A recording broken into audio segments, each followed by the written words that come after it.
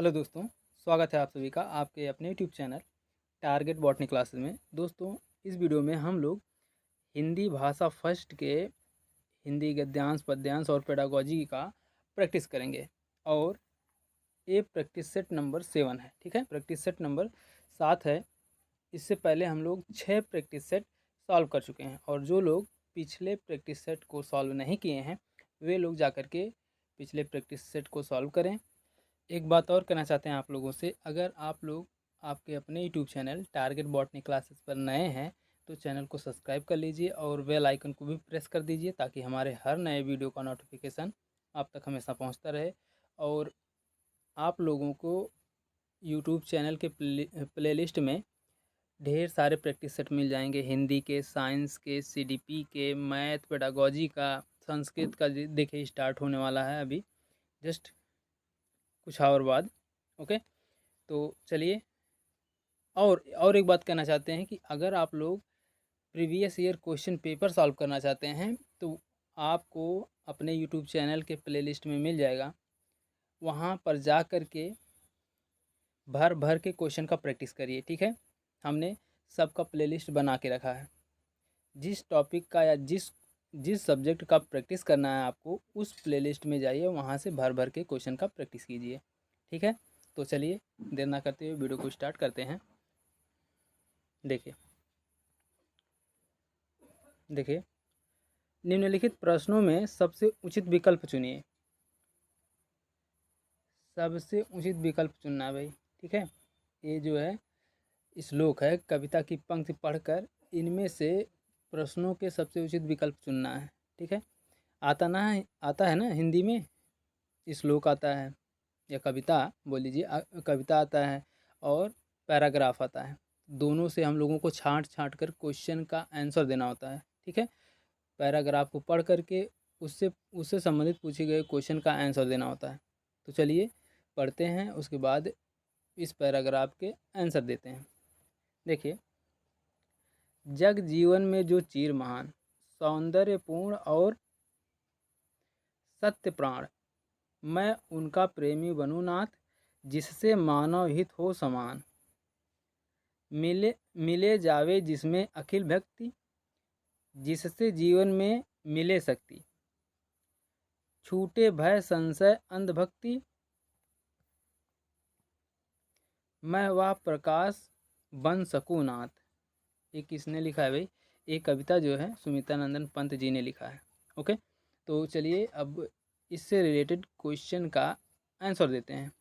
एक बात और कह दें, आप लोगों से बता देना चाहते हैं कि कोशिश करिए कि एक बार ही एक पैराग्राफ को ध्यानपूर्वक पढ़ लीजिए, उसके बाद क्वेश्चन का आंसर देते हुए चलिए। ठीक है, क्योंकि अगर बार बार पैराग्राफ पढ़ेंगे, फिर क्वेश्चन का आंसर देंगे, फिर पैराग्राफ पढ़ेंगे, फिर क्वेश्चन का आंसर देंगे, इसमें टाइम ज़्यादा लॉस होगा। इसलिए कोशिश करिए कि एक बार अच्छे से पढ़ लीजिए और उसके बाद फटाफट से क्वेश्चन का जवाब देते हुए चलिए।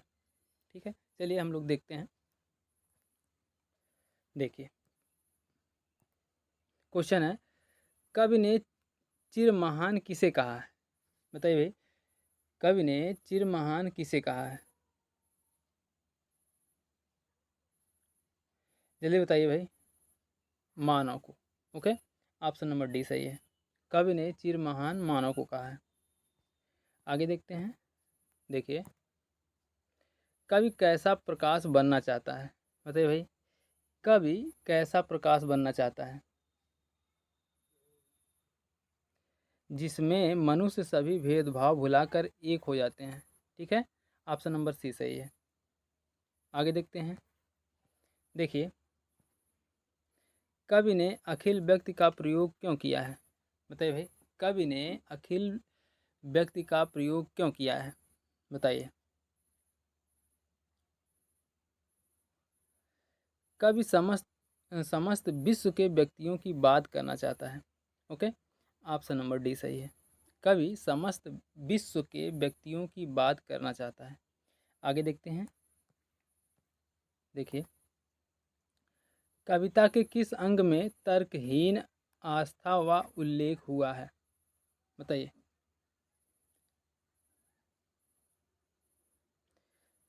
छूटे भय संशय अंधभक्ति। ओके, ऑप्शन नंबर डी सही है। आगे देखते हैं अगला क्वेश्चन। देखिए, कवि कवि ने कविता की पंक्तियों के अंत में विस्मयादि बोधक चिन्ह का प्रयोग क्यों किया है? बताइए भाई, क्यों किया है? कवि अपनी इच्छा प्रकट कर रहा है। ओके, ऑप्शन नंबर फर्स्ट सही है। कवि अपनी इच्छा प्रकट करने के लिए कविता की पंक्ति के अंत में विस्मयादि बोधक चिन्ह का प्रयोग करता है। विस्मयादि बोधक चिन्ह का मतलब समझते हैं कैसे होता है? विस्मयादि बोधक चिन्ह ऐसे होता है, ठीक है, ऐसे विस्मयादि बोधक चिन्ह। आगे देखते हैं अगला क्वेश्चन। देखिए, कविता का मूल भाव क्या है? बताइए भाई, कविता का मूल भाव क्या है? कल्याण। ओके, ऑप्शन नंबर डी सही। कविता का मूल भाव कल्याण है, क्योंकि कविता में सुमित्रानंदन पंत जी मानव के कल्याण, उसको भयमुक्त तथा अंधभक्त से बचने की कल्पना की है। ओके, आगे देखते हैं। देखिए भाई, आ गया गद्यांश, ठीक है। गद्यांश को पढ़कर निम्नलिखित प्रश्नों के सबसे उचित विकल्प चुनिए, ठीक है। यहाँ पर भी हम कहेंगे कि एक बार आप लोग ध्यानपूर्वक पढ़िए और कोशिश करिए कि दोबारा पैराग्राफ ना पढ़ना पड़े। एक बार अच्छे से पढ़ने के बाद सभी के क्वेश्चन सॉल्व होना चाहिए, ठीक है। पढ़ते हैं। देखिए, मैं जिस घर में रहती थी वहाँ मेरी आदत बहुत सवेरे उठने की थी, ठीक है। एक दिन उतने सवेरे एक छोटा बच्चा, जो शायद 1.5 साल से कम का होगा, मेरे कमरे में आया और मैंने सोचा कि यह शायद भूखा होगा और उससे पूछा कि वह कुछ खाना चाहता है। उसने उत्तर दिया, कीड़े। मैंने आश्चर्य से कहा, कीड़े? जब उसने देखा कि मेरी समझ में उसकी बात नहीं आ रही है, तो मेरी सहायता के लिए उसने एक शब्द और जोड़ा, अंडा। मैंने अपने मन में सोचा कि इतने सवेरे कुछ पीना चाहता है क्या? यह आखिर कहना क्या चाह रहा है? उसने फिर कहा, नीना, अंडे, कीड़े। अब मुझे पूरी बात समझ में आ गई।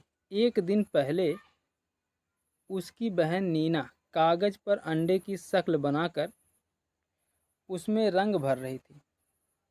इस बच्चे की इच्छा थी कि वह भी रंग भरे, पर नीना ने उसे गुस्से में आकर भगा दिया।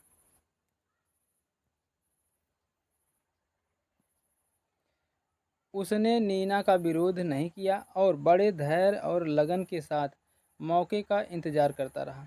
मैंने उसे क्रेयॉन का रंग दे दिया और उसका चेहरा खुशी से दमक उठा। उसने अंडे के बारे में उसने अंडे के आकार की रेखा नहीं खींची गई, ठीक है। उसने बोले उससे अंडे के आकार की रेखा नहीं खींची गई, तो मैंने उसके लिए चित्र बना दिया। फिर उसने अपनी टेढ़ी मेढ़ी लकीरों से उसमें रंग भरना शुरू कर दिया। उसी तरह बहन सीधी रेखाओं में रंग भरती थी और उसने कीड़े की तरह लहरदार रेखाओं में रंग भरा। ये किसने लिखा है भाई? मारिया मांटेसरी ने, ठीक है। अब हम लोग क्वेश्चन का जवाब देते हैं। चलिए भाई, क्वेश्चन का जवाब देते हैं। देखिए, बच्चे ने कीड़े के बाद अंडा, नीना अंडे कीड़े शब्द का प्रयोग किया। क्यों किया भाई? बताइए। क्योंकि वह जान गया था कि लेखिका उसकी बात समझ नहीं पाई है। ओके, ऑप्शन नंबर डी सही है। आगे देखते हैं अगला क्वेश्चन।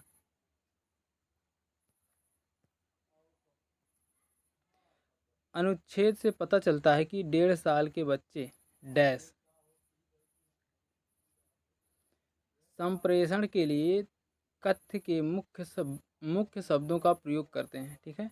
ऑप्शन नंबर बी सही है। संप्रेषण के लिए कथ्य के मुख्य शब्दों का प्रयोग करते हैं।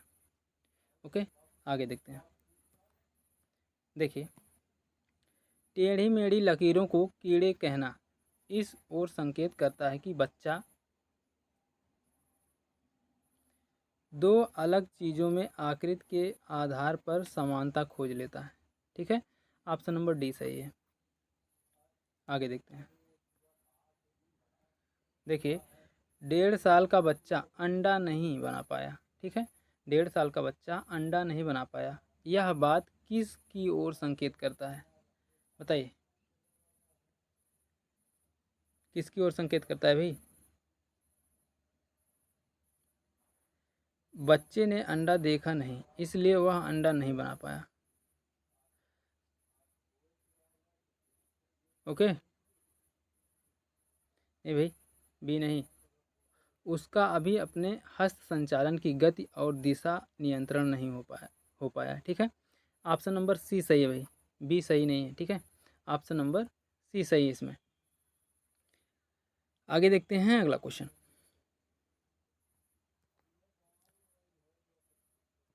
देखिए, रेखाओं को बच्चे ने, ठीक है, रेखाओं को बच्चे ने कीड़े कहा।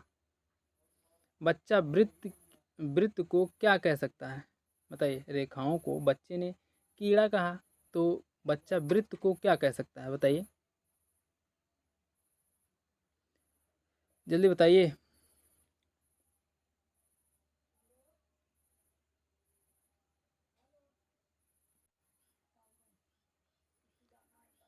ऑप्शन नंबर फर्स्ट सही है, चूड़ी। ठीक है, आगे देखते हैं अगला क्वेश्चन। देखिए, अनुच्छेद में से मिश्रित वाक्य का उदाहरण है, कौन सा है भाई? बताइए। मैंने आश्चर्य से कहा कीड़े। ठीक है, ऑप्शन नंबर सी सही है। मैंने आश्चर्य से कहा कीड़े। वाक्य मिश्रित वाक्य हैं। मिश्र वाक्य में दो या दो से अधिक सरल वाक्य होते हैं। इसमें एक प्रधान उपवाक्य एवं दूसरा आश्रित उपवाक्य होता है। दोनों वाक्यों को समानता की, जो कि, ताकि, क्योंकि, यद्यपि, तथापि आदि संयोजकों से जोड़ते हैं। कभी कभी इनका लोप करके कामा का प्रयोग किया जाता है। ओके, आगे देखते हैं। देखिए, अगला क्वेश्चन है, उसका चेहरा खुशी से दमक उठा। वाक्य में रेखांकित अंश के स्थान पर कौन सा मुहावरा आएगा? बताइए, बताइए भाई। खिल उठा। ठीक है, ऑप्शन नंबर डी सही है, खिल उठा। आगे देखते हैं। देखिए, इतने सवेरे कुछ पीना चाहता है, क्या वाक्य में कुछ शब्द हैं? बताइए, इतने सवेरे कुछ पीना चाहता है, क्या वाक्य में कुछ शब्द है? बताइए भाई।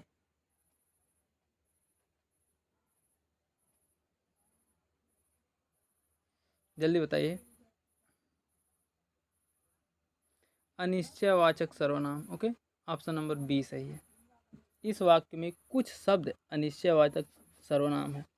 खाने पीने, तौलने, नापने की वस्तुओं के लिए परिमाणवाचक सर्वनाम का प्रयोग होता है। इसके दो भेद हैं, निश्चित परिमाणवाचक और दूसरा है अनिश्चित परिमाणवाचक। ओके, आगे देखते हैं। देखिए, पेडागॉजी आ गया भाई, हिंदी का पेडागॉजी पढ़ते हैं।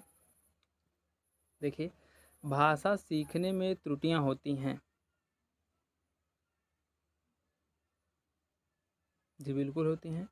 वे सीखने की प्रक्रिया और स्वाभाविक हिस्सा होती हैं जो समय के साथ दूर होने लगती हैं। बिल्कुल सही भाई, ऑप्शन नंबर डी सही है। भाषा सीखने की त्रुटियां सीखने की प्रक्रिया का स्वाभाविक हिस्सा होती हैं जो समय के साथ दूर होने लगती हैं, क्योंकि सीखना एक सतत प्रक्रिया या फिर सतत परिपक्वता की ओर अग्रसर प्रक्रिया है। बालक जितना सीखने का प्रयोग प्रयोग बोल रहे हैं, बालक जितना सीखने का प्रयास करता है उसके सीखने में त्रुटियां उतनी कम होती जाती हैं। ओके, आगे देखते हैं। देखिए, पढ़ना कौशल में सबसे ज़्यादा महत्वपूर्ण है। पढ़ना कौशल में सबसे ज़्यादा महत्वपूर्ण क्या है भाई, बताइए। संदर्भानुसार अर्थ ग्रहण करना। ठीक है, ऑप्शन नंबर डी सही है। पढ़ना कौशल में सबसे ज़्यादा महत्वपूर्ण संदर्भानुसार अर्थ ग्रहण करना है।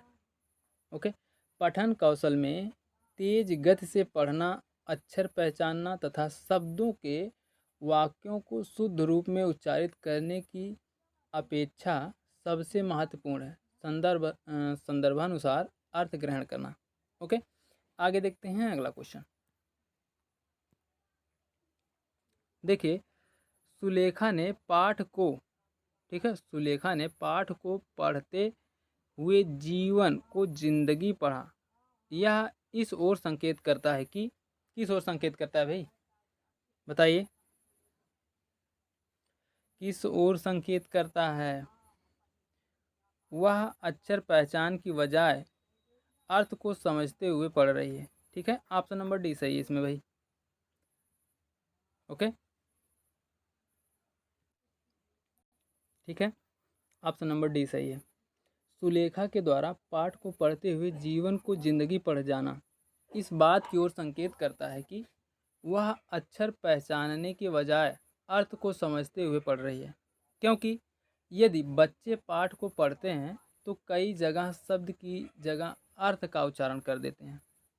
ओके, आगे देखते हैं अगला क्वेश्चन।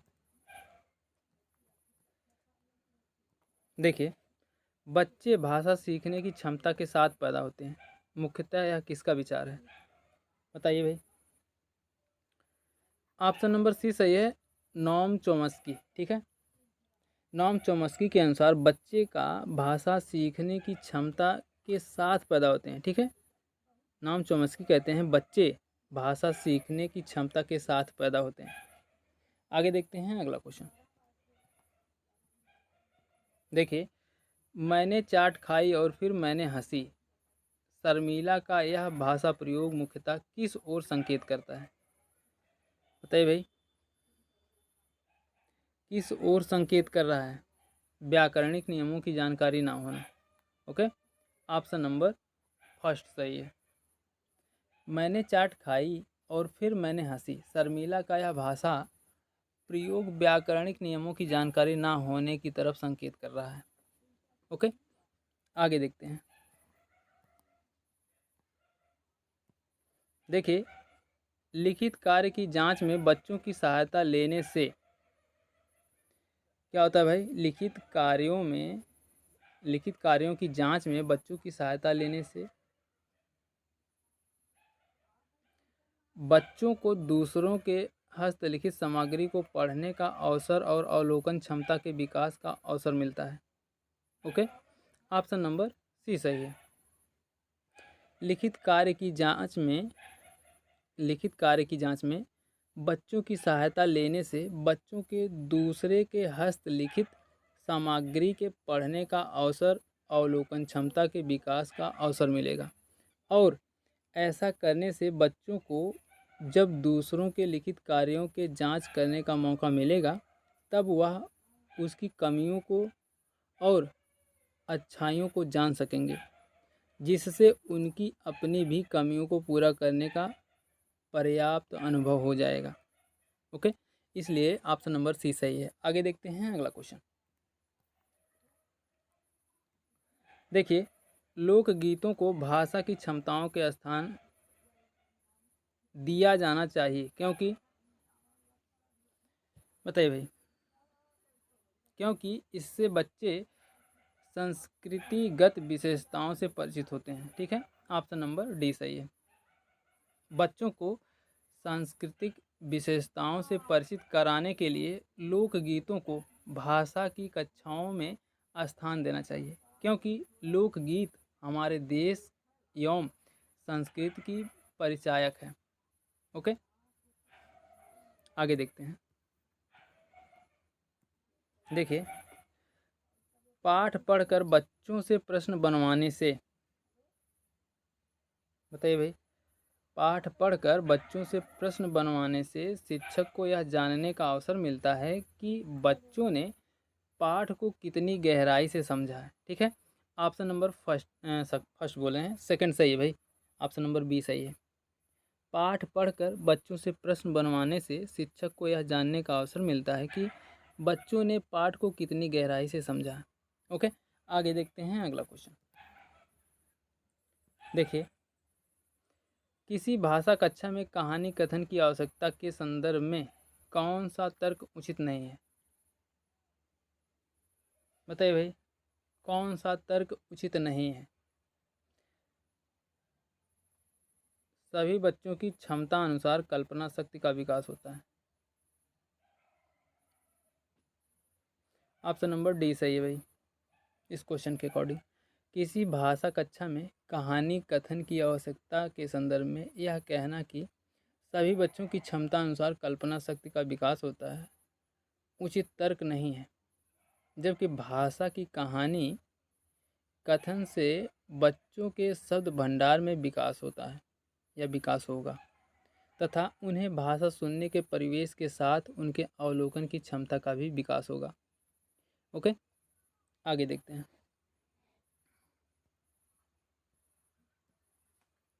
देखिए, एल.एस. वाइगोत्स्की के अनुसार डैश क्या भाई, वाइगोत्स्की के अनुसार बताइए।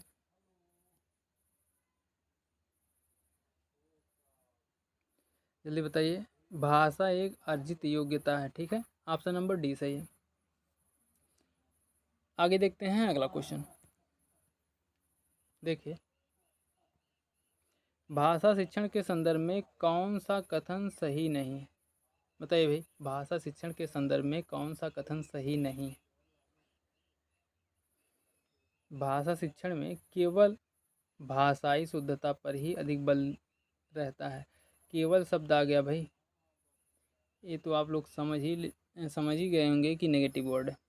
ठीक है, ऑप्शन नंबर बी सही है, इस क्वेश्चन के अकॉर्डिंग ऑप्शन नंबर बी सही है। ओके, भाषा शिक्षण के संदर्भ में भाषा शिक्षण में केवल भाषाई सुंदरता पर ही बल रहता है, यह कथन सही नहीं है, बल्कि भाषा अधिगम के साथ साथ अन्य विषयों के अध्ययन अध्यापन में सहायक होता है। ठीक है, आगे देखते हैं अगला क्वेश्चन। देखिए, एक बहुसांस्कृतिक पृष्ठभूमि वाली कक्षा में भाषा सीखने के बारे में कौन सा विचार उचित है। बताइए।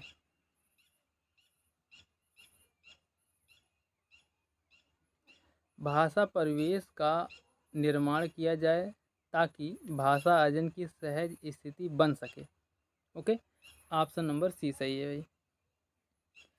एक बहुसांस्कृतिक पृष्ठभूमि वाली कक्षा में भाषा सीखने के लिए भाषा परिवेश का निर्माण किया जाए ताकि भाषा अर्जन की सहज स्थिति बन सके।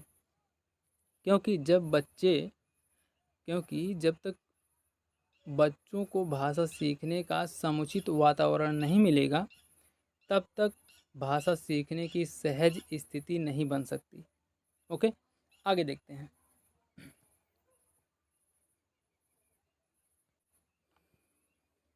देखिए, स्वालीन विकार ऑटिस्टिक डिसऑर्डर में बच्चा सामाजिक अंतःक्रिया और संप्रेषण में कठिनाई का अनुभव करता है। बिल्कुल सही भाई, ऑप्शन नंबर बी सही है इसमें। ठीक है, स्वालीन विकार में बच्चा सामाजिक अंतःक्रिया और संप्रेषण की कठिनाई का अनुभव करता है। ठीक है, किसमें, स्वालीन विकार में या फिर ऑटिस्टिक डिसऑर्डर में सामाजिक अंतःक्रिया और संप्रेषण में कठिनाई का अनुभव करता है। ओके, आगे देखते हैं। देखिए, भाषा शिक्षण का संप्रेषण परक उपागम। संप्रेषण परक उपागम क्या है भाई, बताइए।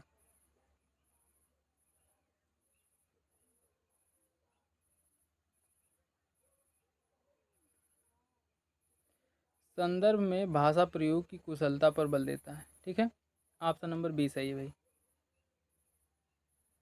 भाषा शिक्षण के संप्रेषण परक उपागम संदर्भ में भाषा प्रयोगों की कुशलता पर बल देना भाषा शिक्षण का संप्रेषण परक उपागम है।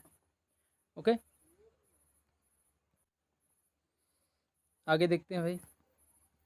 देखिए, भाषा शिक्षण की कौन सी विधि भाषा को मध्यस्थ बनाए बिना दूसरी भाषा को सिखाने पर बल देती है? बताइए भाई, कौन सा ऑप्शन सही है? द्विभाषी विधि, अनुवाद विधि, व्याकरण एवं अनुवाद विधि, या फिर प्रत्यक्ष विधि? ऑप्शन नंबर डी सही है, प्रत्यक्ष विधि। ओके, भाषा शिक्षण की प्रत्यक्ष विधि मातृभाषा को मध्यस्थ बनाए बिना दूसरी भाषा को सीखने पर बल देती है, और प्रत्यक्ष विधि मूर्त से अमूर्त की तरफ चलती है। याद रखिएगा, प्रत्यक्ष विधि मूर्त से अमूर्त की तरफ चलती है। ओके ओके, तो दोस्तों ये तो थे हिंदी के प्रैक्टिस क्वेश्चन, और कमेंट करके बताइएगा कि आप लोगों का 30 में से कितने क्वेश्चन सही हुए। ठीक है, 30 में से कितने क्वेश्चन सही हुए, और वीडियो कैसी लगी कमेंट करके ज़रूर बताइएगा, और अपने मित्रों में ज़्यादा से ज़्यादा शेयर करिए। मिलते हैं नेक्स्ट वीडियो में, तब तक के लिए जय हिंद, जय भारत, वंदे मातरम।